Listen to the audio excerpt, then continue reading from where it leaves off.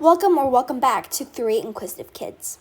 In this video, we will be going over another one of these problems, which was finding the shortest distance between the origin point and a function. This time, our function is y equals 2x plus 3, a linear function.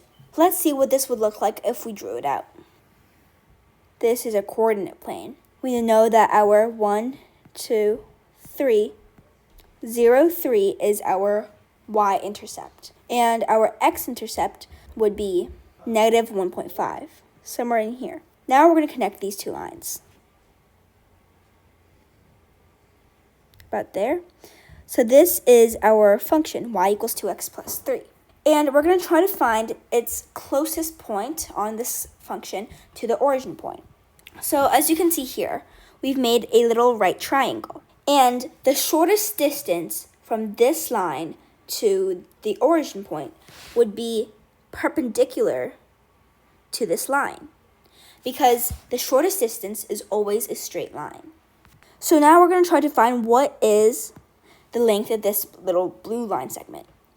And we know that this blue line segment is perpendicular to this function, which means that this little blue line, let's call it B, is the height of the right triangle. So now all we have to do is find the height of this right triangle. We already know that this length is 3 and this length is 1.5. So first let's find what the base is. The base would be 3 squared plus 1.5 squared. And let's say that this side is a hypotenuse, so h squared. This is the Pythagorean theorem. Now we have 9 plus 2.25 equals h squared. So 11.25 equals h squared. So then h would equal the square root of 11.25. Let's put it in fraction form. So 11.25 would be 11 and 1/4. When we convert it, it's 45 over 4. 45 over 4. So let's simplify h a little bit. We have h equals 2 on the bottom, and on the top, we have 3 times the square root of 5. What is the area of this triangle?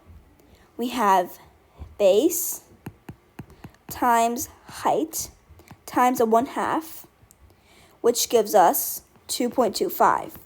So 2 and 1/4, that's 2.25 in fraction form, is equal to 9 over 4. So 9 over 4 is the area of this small triangle, is equal to the base, which is also the hypotenuse, times b times 1/2. So then it would be 9/4 is equal to 3 times the square root of 5 over 4b. Now we're going to multiply 4 on both sides to get 9 equals 3 times the square root of 5b. And now we're going to isolate b by itself to get 9 is over 3 times the square root of 5, which is equal to b. And we're going to multiply the square root of 5 on the top and bottom to get 9 times the square root of 5 over 15 equals b. And 3 times the square root of 5 over 5, which is equal to b. So that's b in simplest form.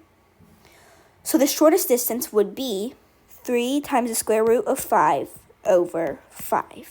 And that is our answer.